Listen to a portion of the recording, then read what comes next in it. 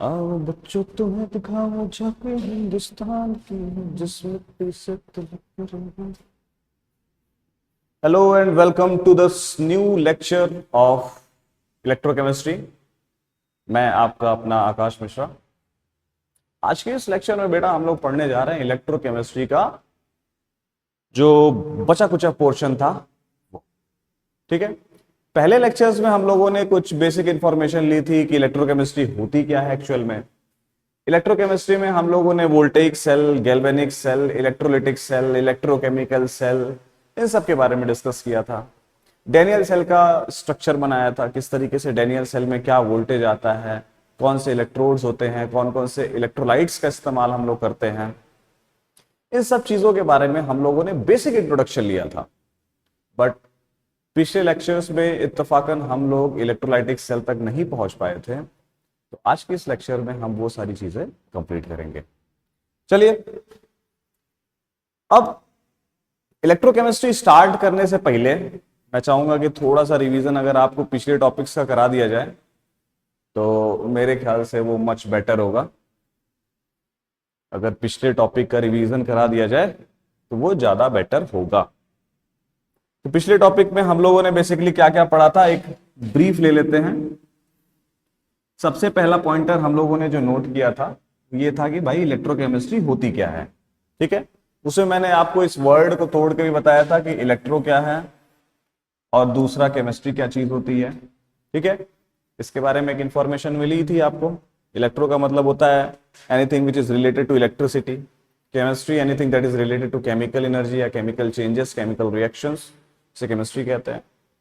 Electricity और chemical reactions के बीच में जो भी ये रिएक्शंस या जो भी तामझाम चल रहा है, इसी की स्टडी को हम इलेक्ट्रोकेमिस्ट्री कहते हैं बेसिकली। ठीक है।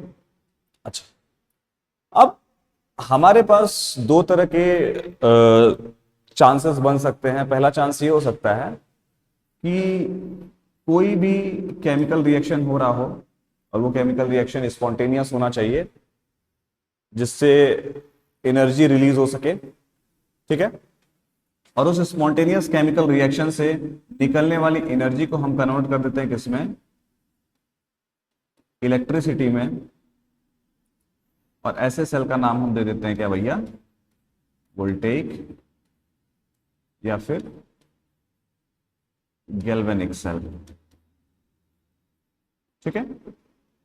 और एक दूसरा तरह का हमारे पास रिएक्शन होता है जहां पे हम इलेक्ट्रिसिटी का यूज करते हैं और इलेक्ट्रिसिटी का यूज करके हम कोई भी एक नॉन स्पॉन्टेनियस केमिकल रिएक्शन कराते हैं। ठीक है। और ये जहां पे हो रहा होता है, जिस सेल में ये सारे प्रोसेसेस हो रहे होते हैं, इस सेल को हम कह देते हैं क्या, इलेक्ट्रोलिटिक सेल।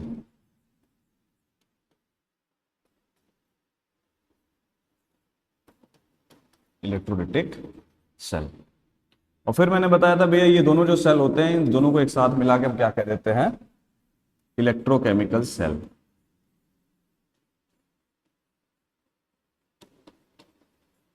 इलेक्ट्रोकेमिकल सेल कह देते हैं इसे। ठीक है। इतनी बात समझ में आ गई। इसे क्या कह देते हैं, इलेक्ट्रोकेमिकल सेल कह देते हैं।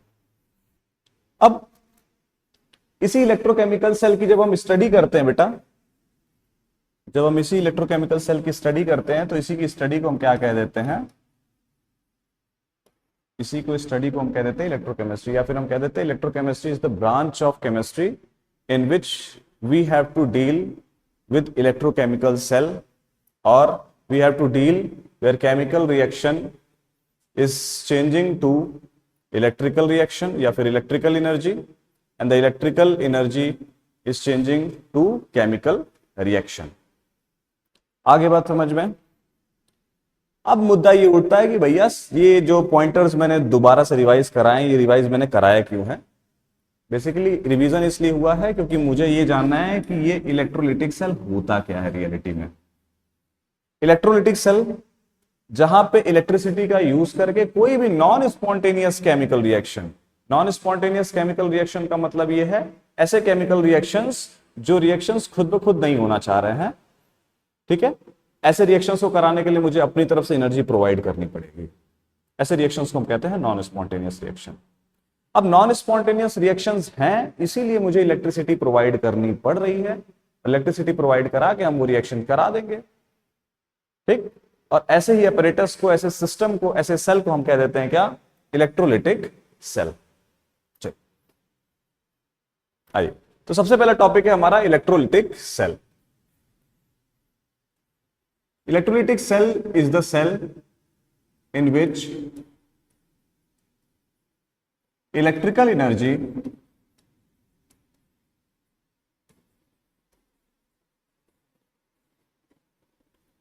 is used to carry out a non-spontaneous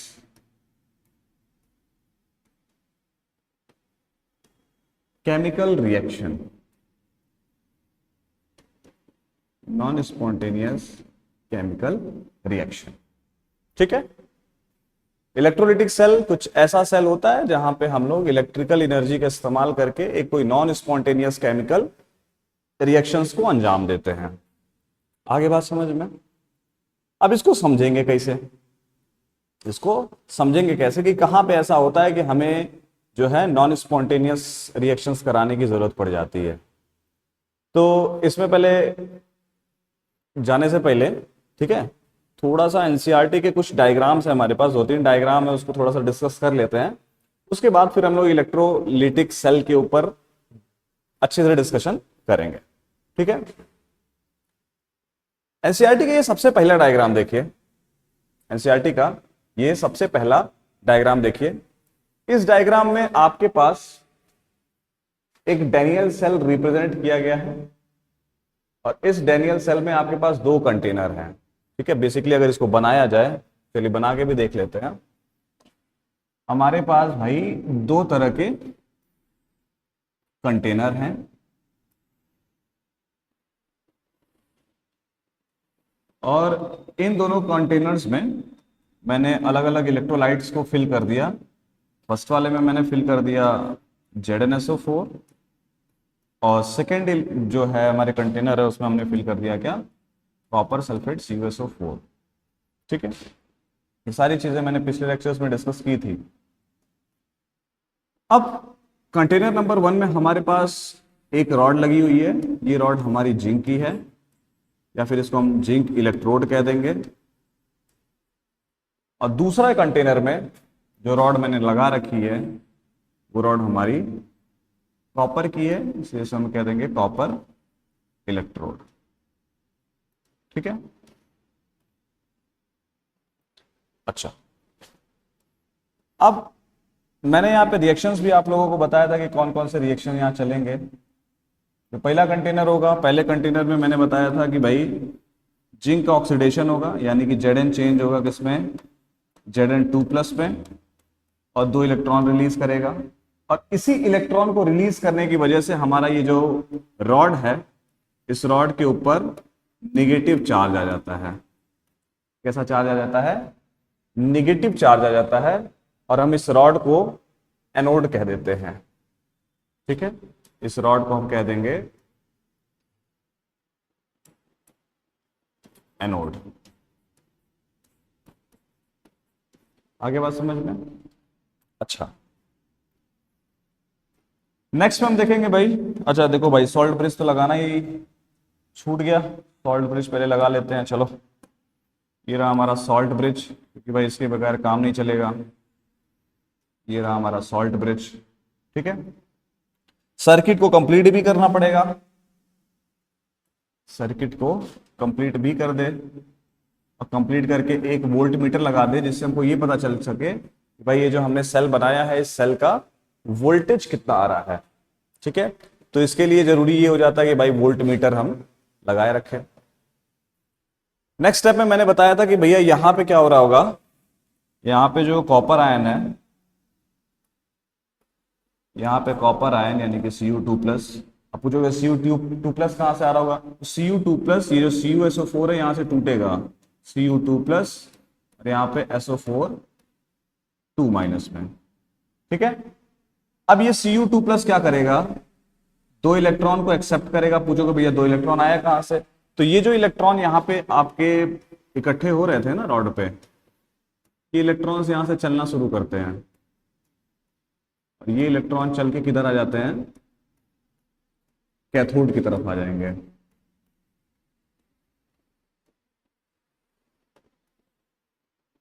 और यहां से इसको कॉपर, जो कॉपर आयन है, वो कॉपर आयन इस इलेक्ट्रॉन को एक्सेप्ट करके कॉपर का एलिमेंट बना लेगा।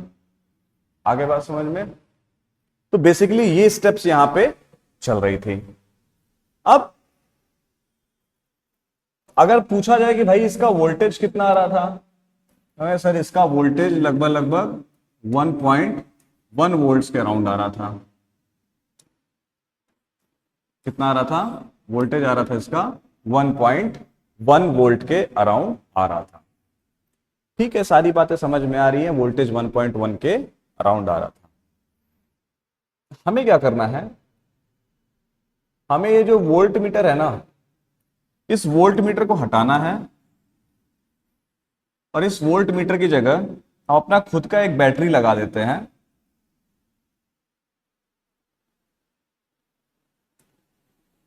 हमने क्या किया, अपना खुद का एक बैटरी लगा दिया यहां पे, इस तरीके से अपना खुद का एक बैटरी लगा दिया।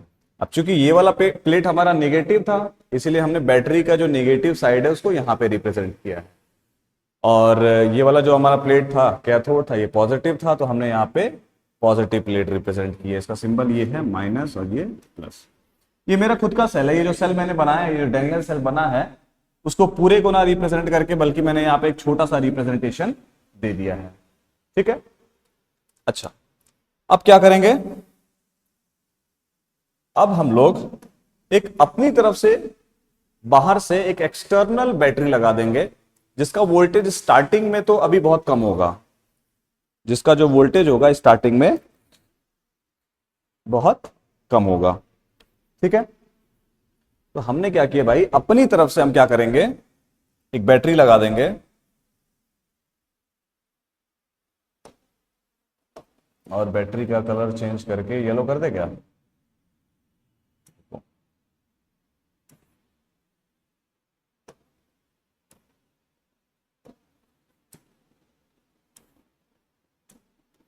बैटरी का जो पोटेंशियल स्टार्टिंग में है, पोटेंशियल स्टार्टिंग में मान लेते हैं ई एक्सटर्नल इज इक्वल टू 0। यानी कि जो बैटरी मैंने स्टार्टिंग में अपनी तरफ से लगाई है, वो बैटरी स्टार्टिंग में क्या है, एकदम डिस्चार्ज है, उसका वोल्टेज 0 है। ठीक, और जो बैटरी मैंने एक्सटर्नल लगाई है, वो इस वाले बैटरी के जस्ट अपोजिट है। ठीक है, जो बैटरी मैंने यहां पे लगाई है, वो बैटरी इस वाले बैटरी के ऑपोजिट है। ठीक है, अच्छा तो अगर देखा जाए, अगर इसको देखा जाए, तो एक तरीके से यही बैटरी फंक्शन कर रही है, ये वाली बैटरी फंक्शन नहीं कर रही है। क्यों नहीं फंक्शन कर रही है? क्योंकि अभी इसका वोल्टेज कितना है, 0 है। और अगर इसका वोल्टेज 0 है तो क्या ये बैटरी फंक्शन करेगी? हम कहेंगे नहीं सर, ये बैटरी फंक्शन नहीं कर सकती है। अरे भाई, घर पे कोई बैटरी लेके आओ, वोल्टेज 0 हो, क्या बैटरी फंक्शन करेगी? नहीं करेगी। ठीक है, इसका मतलब जो भी बैटरी फंक्शन कर रहा है हमारा, ये कर रहा है। और ये बैटरी फंक्शन कब कर रहा है? जब केमिकल रिएक्शंस हो रहे हैं, रिडॉक्स केमिकल रिएक्शंस हो रहे हैं, उसकी वजह से इलेक्ट्रिकल एनर्जी प्रोड्यूस हो रहा है। यानी कि हम ये कह सकते हैं, when external voltage is equal to 0, जब हमारा एक्सटर्नल वोल्टेज 0 होगा,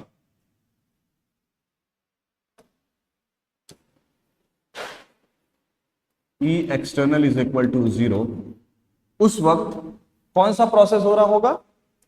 केमिकल रिएक्शंस इलेक्ट्रिकल एनर्जी में कन्वर्ट हो रहे होंगे। ठीक है, इस वक्त क्या हो रहा होगा? केमिकल रिएक्शन से इलेक्ट्रिकल एनर्जी बन रही होगी। ठीक है, अच्छा अब हम क्या करते हैं, धीरे धीरे अपने इस एक्सटर्नल वाले जो बैटरी को मैंने जो लगाया था, उस बैटरी के वोल्टेज को इस बैटरी के वोल्टेज के बराबर कर देते हैं।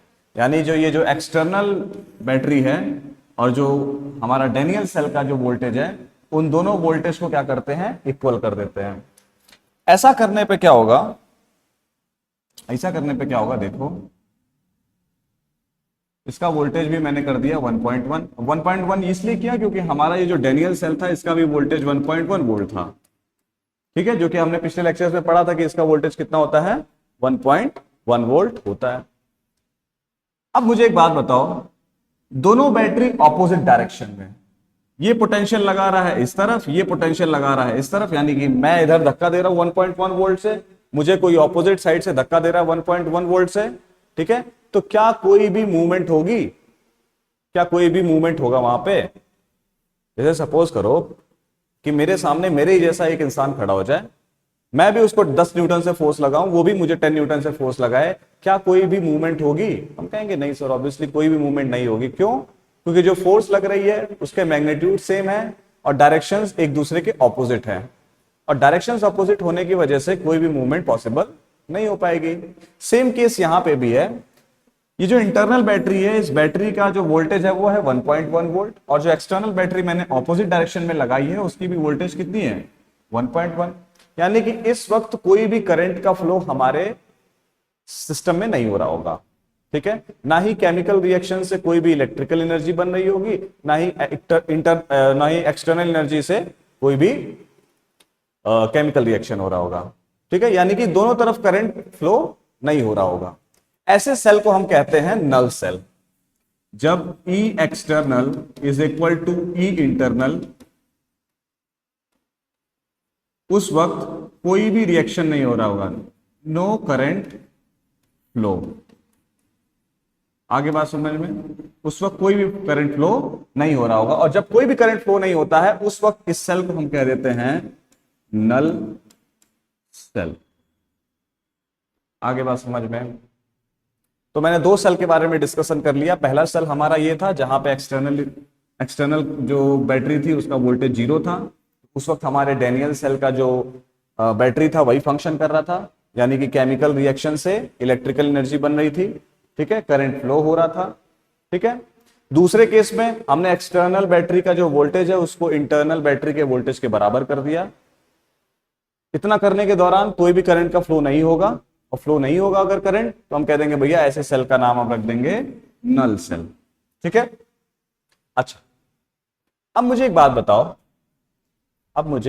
बताओ, अगर हम अपने एक्सटर्नल बैटरी का वोल्टेज बढ़ा दें, एक्सटर्नल बैटरी का वोल्टेज अगर हम बढ़ा देते हैं सपोज करो, यानी कि जो एक्सटर्नल बैटरी मैंने लगाई थी जिसका स्टार्टिंग पोटेंशियल 0 था, फिर मैंने उसको 1.1 किया।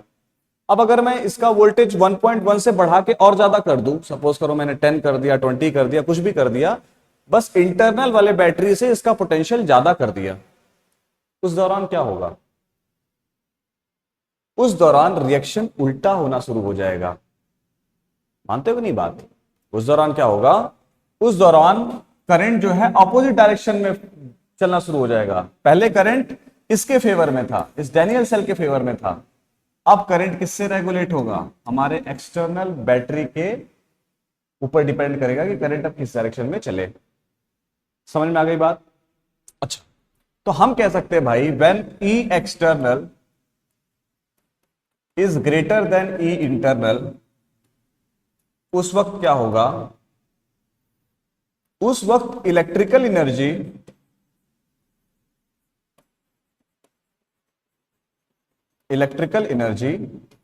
केमिकल रिएक्शन कराएगी।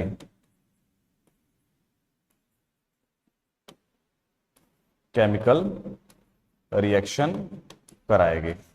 बात समझ में आ गई? इलेक्ट्रिकल एनर्जी क्या कराएगी? केमिकल रिएक्शंस कराएगी। बात समझ में आ गई? तो तीन पॉसिबिलिटीज हुई। पहली पॉसिबिलिटी तब जब मैंने एक्सटर्नल बैटरी का जो वोल्टेज था उसको 0 रखा, उस वक्त हमारा डेनियल सेल फंक्शन कर रहा था, सारी चीजें डेनियल सेल के पाले में पड़ी हुई थी, डेनियल सेल सब कुछ करने वाला था। ठीक है, वो अपना वोल्टेज दिखा रहा था। क्यों दिखा रहा था? क्योंकि केमिकल रिएक्शन से इलेक्ट्रिकल एनर्जी बन रही थी।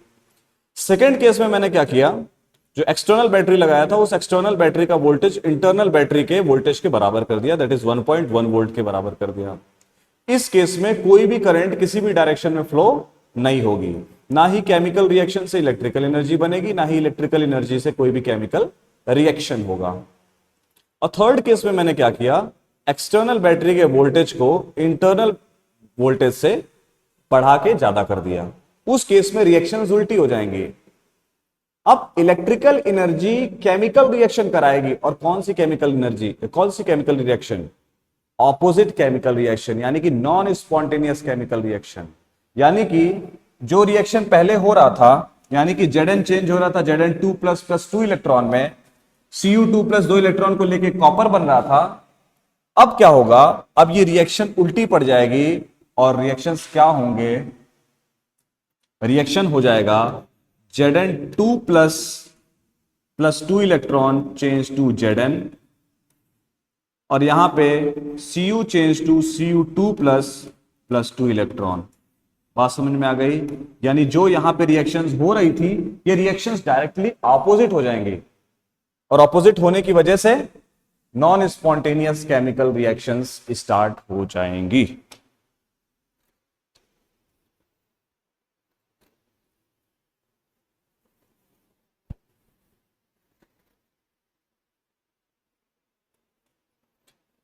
आ गई भाई? बात समझ में आ गई? आगे बढ़ सकते हैं? जिसे भी स्क्रीनशॉट वगैरह लेना है ले लो, आगे बढ़ते हैं फिर। अब इतना जो मैंने बताया ना इन सारी चीजों के बारे में, यहीं पे बच्चे ज्यादा कंफ्यूज होते हैं कि सर इलेक्ट्रोलाइटिक सेल क्या है, वोल्टेइक सेल क्या है, नल सेल क्या है।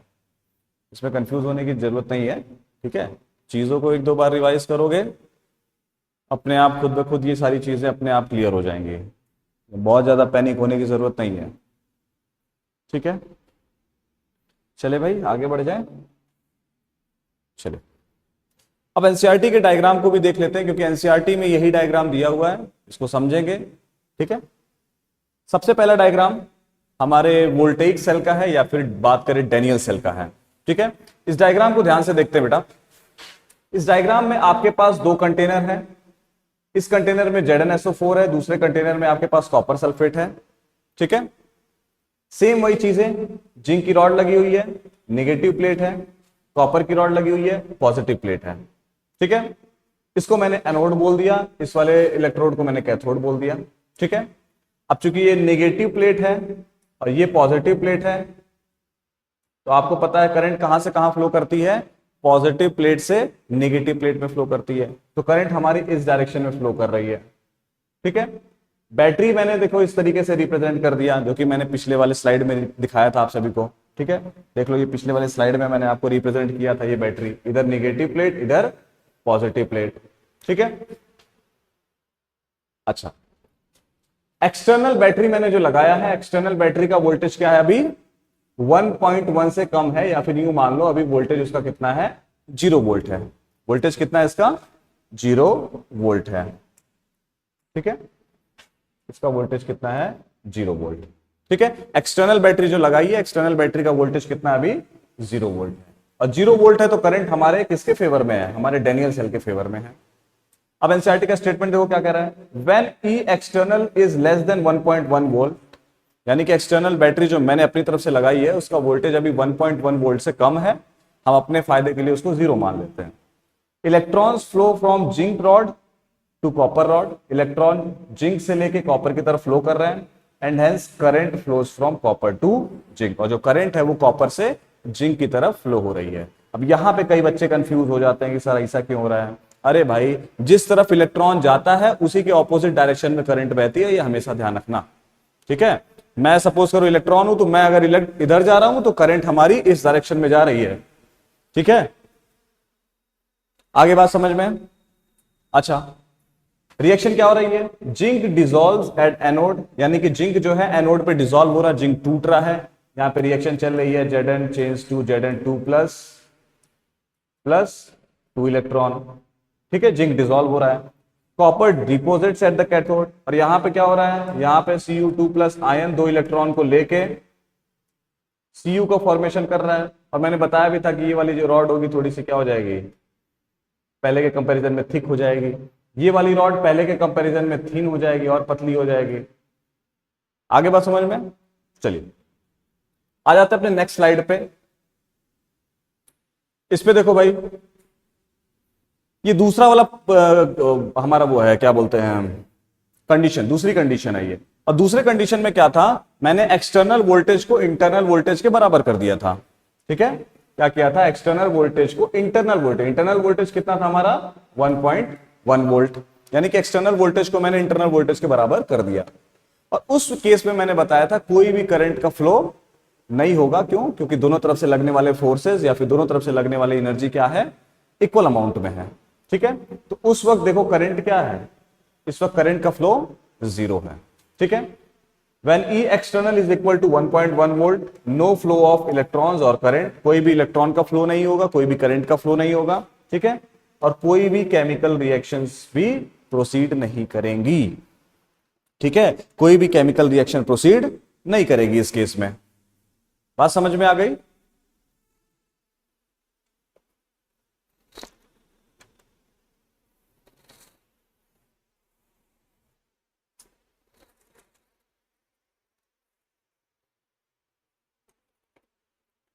चलो आ जाओ भाई नेक्स्ट पे। अब थर्ड केस है हमारा। थर्ड केस पे मैंने एक्सटर्नल वोल्टेज को या फिर एक्सटर्नल बैटरी जो मैंने अपनी तरफ से लगाई थी, उस बैटरी का वोल्टेज 1.1 वोल्ट से ज्यादा कर दिया। ठीक है, उस केस में देखो करंट की डायरेक्शन क्या हो गई, ऑपोजिट हो गई। ये वाला प्लेट कैथोड बन गया। क्यों कैथोड बना है, तो हम कहेंगे सर यहां पे कैथोड इसलिए बना है क्योंकि यहां पे Zn2 प्लस 2 इलेक्ट्रॉन को एक्सेप्ट कर रहा है, और एक्सेप्ट इलेक्ट्रॉन को वही करता है जिसके ऊपर पॉजिटिव चार्ज होता है। इसका मतलब ये प्लेट कैसा है, पॉजिटिव है। जो प्लेट पहले यहाँ पे नेगेटिव थी वो प्लेट अब यहाँ पे पॉजिटिव हो गई है। जो यहाँ पे एनोड था अब यहाँ पे कैथोड हो गया है। ठीक है, यहां पे कौन सा रिएक्शन हो रहा होगा, यहां पे तुम्हारा Cu टूट रहा होगा किसमें, Cu2 प्लस में और 2 इलेक्ट्रॉन में, यानी कि अब ये वाली प्लेट कैसी हो जाएगी, नेगेटिव हो जाएगी। ठीक है, और इसको हम एनोड कह देंगे। करंट की डायरेक्शन भी उल्टी हो गई, इलेक्ट्रॉन का फ्लो भी अब दूसरे डायरेक्शन में हो गया। पहले यहां से यहां पे आके हमारा इलेक्ट्रॉन जा रहा था, अब के केस में क्या हो जाएगा, अब के केस में हमारा इलेक्ट्रॉन इस डायरेक्शन में जा रहा है, इलेक्ट्रॉन की डायरेक्शन चेंज हो गई। ठीक है, पढ़ते भाई, when E external is greater than 1.1 volt, electrons flow from copper to zinc, समझ गए, and the current flows from zinc to copper. आगे बात समझ में, इसमें कोई दिक्कत नहीं है। ठीक, zinc is deposited at the zinc electrode. अब यहां पे क्या हो रहा है, जिंक डिपॉजिट हो रहा है। क्यों, क्योंकि Zn2 प्लस 2 इलेक्ट्रॉन को लेके जिंक में कन्वर्ट हो रहा है, यानी कि अब ये वाली रॉड क्या हो जाएगी, थिकर हो जाएगी, और ये वाली रॉड क्या हो जाएगी, थिनर हो जाएगी, पतली हो जाएगी। ठीक है, and copper dissolve at copper electrode. और यहां पे क्या हो रहा है, कॉपर डिसॉल्व हो रहा है, कॉपर टूट रहा है Cu2 प्लस आयन। बात समझ में आ गई भाई? तो बेसिकली यही सारी चीजें थी, 3 चीजें हमें डिस्कस करनी थी। पहला पॉइंटर था हमारा इलेक्ट्रो वोल्टेइक सेल या फिर गैल्वेनिक सेल। ठीक है, जहां पे एक्सटर्नल बैटरी जो मैंने लगाया था उसका वोल्टेज 0 था। उस वक्त हमारा डेनियल सेल फंक्शन कर रहा था। डेनियल सेल के हिस्से में सारी चीजें थी। वोल्टेज जो प्रोवाइड हो रहा था वो डेनियल सेल की वजह से हो रहा था, यानी कि केमिकल रिएक्शन हो रही थी और केमिकल रिएक्शन की वजह से इलेक्ट्रिकल एनर्जी प्रोड्यूस हो रही थी। दूसरे केस में मैंने एक्सटर्नल एनर्जी को क्या किया, एक्सटर्नल वोल्टेज को क्या किया, एक्सटर्नल बैटरी को क्या किया, इंटरनल बैटरी के वोल्टेज के बराबर कर दिया, जिस केस में कोई भी करंट का फ्लो नहीं हुआ, कोई भी इलेक्ट्रॉन का फ्लो नहीं हुआ, एंड साथ ही साथ कोई भी केमिकल रिएक्शन प्रोसीड नहीं हुई। थर्ड केस में मैंने क्या किया भाई, कि अपना एक्सटर्नल वोल्टेज को 1.1 वोल्ट यानी कि इंटरनल वोल्टेज से ज्यादा कर दिया। अब सारी चीजें हमारे फेवर में आ गई हैं। ठीक है, जो भी बैटरी को करना है वो बैटरी करेगा। ठीक है, डेनियल सेल का फंक्शन अब खत्म। इसका मतलब हम बैटरी लगाएंगे, हमारी बैटरी अब ज्यादा पावरफुल हो गई है, और हम क्या कर सकते हैं, हम वो रिएक्शन कराएंगे जो रिएक्शन पहले नहीं हो रही थी, यानी कि पहले वाले रिएक्शन का जस्ट अपोजिट रिएक्शन कर देंगे। अच्छा एक बात बताओ, अगर कोई पूछता है कि भैया ये जो डेनियल सेल में, डेनियल सेल को अगर हम कन्वर्ट कर देते हैं इलेक्ट्रोलाइटिक सेल में एक्सटर्नल बैटरी लगा के, तो इसका रिएक्शन क्या हो जाएगा, क्या इसकी रिएक्शन चेंज हो जाएगी? अब आधे बच्चों को तो यही नहीं पता होगा कि डेनियल सेल का रिएक्शन क्या था।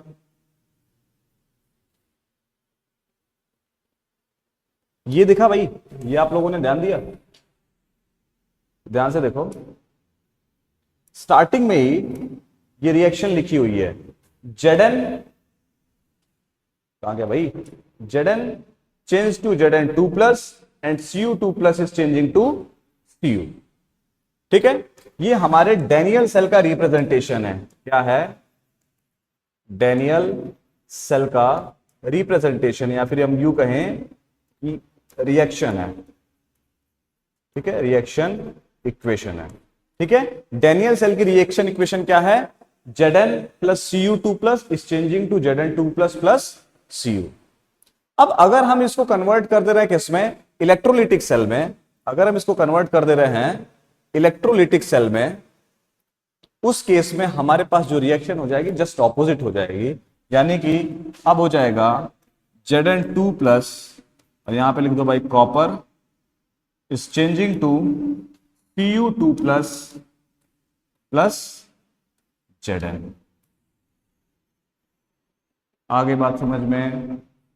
तो इस तरीके से भी क्वेश्चन उठ सकते हैं कि भाई बताओ, डेनियल सेल को अगर आप जो है कन्वर्ट कर दे रहे हैं इलेक्ट्रोलिटिक सेल में, तो फिर सेल की रिएक्शन क्या हो जाएगी, सेल की रिएक्शन इक्वेशन क्या हो जाएगी। चले भाई आगे बढ़े, कोई डाउट यहां तक? चलिए, नेक्स्ट टॉपिक है हमारा हाफ सेल या फिर रिडॉक्स कपल। अब देखो, ये रिएक्शंस जो केमिकल लैब में कराई जाती है, वो रिएक्शंस का फोटोग्राफी मैंने लिया है। बेसिकली ये आपके पास क्या है, रुको कलर चेंज कर ले। ये हमारे पास है जिंक की रॉड, ठीक, और इस सॉल्यूशन में हमारे पास पड़ा हुआ है कौन सा सॉल्यूशन? ZnSO4। ठीक है, इधर मैंने कौन सी रॉड डाल दी है भाई? इधर मैंने कॉपर की रॉड डाल दी है, और इसमें जो सॉल्यूशन है वो कौन सा है? Copper sulphate CuSO4। रिएक्शन करा रहे हैं, बीच में मैंने एक वोल्टमीटर लगा दिया है जो कि वोल्टेज को रिप्रेजेंट कर रहा है, और वोल्टेज कितना आ रहा है यहाँ पे? 1.1 आ रहा है। ठीक है, अब बेसिकली हमें समझना है कि ये जो पोर्शन होता है, ये एक जो आधा पोर्शन है, ठीक है, केवल एक आधे पोर्शन को उठा लो, एक रिएक्शन को, जहां पे केवल एक फंक्शन हो रहा है, एक चीज फंक्शन हो रही है, इसको हम कह देते हैं, इसको हम कह देते हैं क्या? अब पहले रिएक्शन देखो, यहां पे क्या हो रहा होगा? यहां पे Zn is changing to Zn2 plus plus 2 electron. मुझे मेरे ख्याल से दिख नहीं रहा है ये साफ, नीचे लिख देते हैं इसको। यहां पे क्या हो रहा होगा? यहां पे हो रहा है Zn is changing to Zn2 plus plus 2 electron. अब अगर पूछूं कि यहां पे रिएक्शन कौन सा हो रहा है, या ऑक्सीडेशन हो रहा है या फिर रिडक्शन हो रहा है, तो हम कहेंगे सर जिंक के ऊपर पहले ऑक्सीडेशन स्टेट 0 था, बाद में +2 हो गया, इसका मतलब यहां पे ऑक्सीडेशन हुआ है। क्या हुआ है? ऑक्सीडेशन हुआ है। तो इसको हम नाम दे देंगे क्या? इसको नाम देंगे ऑक्सीडेशन हाफ सेल। क्या कह देंगे? Oxidation half cell. बात समझ में आ गई? क्या नाम हो जाएगा? Oxidation half cell. कितने का? केवल इस पोर्शन को मैंने कहा है भैया, क्योंकि यहीं पे ऑक्सीडेशन हो रहा है। आ जाए अपने दूसरे वाले सेल में। इस सेल में हमारे पास रिडक्शन हो रहा है। कैसे? Cu2 प्लस 2 इलेक्ट्रॉन को एक्सेप्ट करके Cu में कन्वर्ट हो रहा है। यानी कि जो कॉपर के पास हमारे पास पहले +2 ऑक्सीडेशन स्टेट था, बाद में वो कन्वर्ट होकर 0 हो गया। ठीक है, तो यहां पे बेसिकली कौन सा प्रोसेस हुआ है? यहां पे हुआ है रिडक्शन। दैट इज वाई इस रिएक्शंस को हम, या फिर इस सेल को हम कह देंगे रिडक्शन हाफ सेल। आगे बात समझ में? एक हाफ सेल ये हो गया, एक हाफ सेल ये हो गया। बात समझ में आ गई होगी कि हाफ सेल क्या होता है। ये जो टॉपिक है हमारा हाफ सेल, ये समझ में आ गया होगा। तो किसी भी इलेक्ट्रोकेमिकल सेल में 2 हाफ सेल होते हैं, एक रिडक्शन हाफ सेल और एक ऑक्सीडेशन हाफ सेल। ठीक है, अच्छा, अब अगर देखा जाए दोनों रिएक्शंस को एक साथ देखा जाए, दोनों कंटेनर को एक साथ देखा जाए, तो आपको पता चलेगा यहां पे ऑक्सीडेशन हो रहा था, यहां रिडक्शन हो रहा था।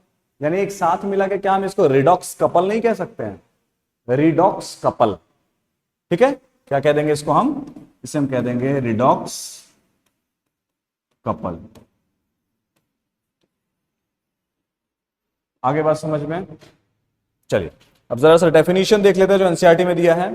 कह रहा these 2 portions of the cell are also called half cell. ये जो 2 सेल्स पोर्शन है, जो छोटे छोटे पोर्शन है, इसको हम क्या कह देते हैं?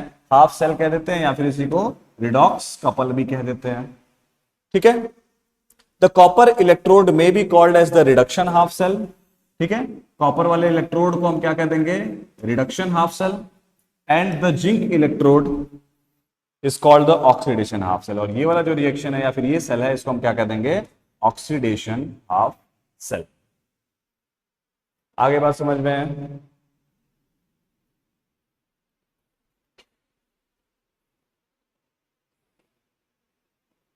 चले भाई आगे बढ़े, ले लो भाई, जिसको स्क्रीनशॉट वगैरह लेना है ले लीजिए। चलिए आगे बढ़ते हैं। नेक्स्ट टॉपिक हमारा electrode potential and the standard electrode potential. अब बेसिकली इस टॉपिक के बारे में हम अपने नेक्स्ट लेक्चर में डिस्कस करेंगे। आज के लिए इतना ही, धन्यवाद।